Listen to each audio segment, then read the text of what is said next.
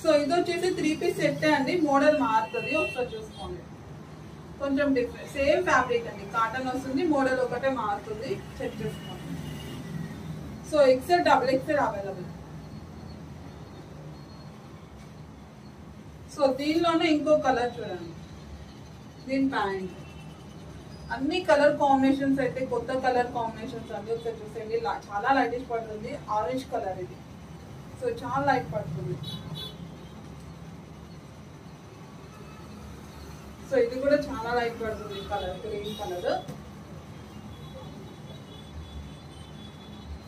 So చూడండి, green pant. XL XXL available అండి.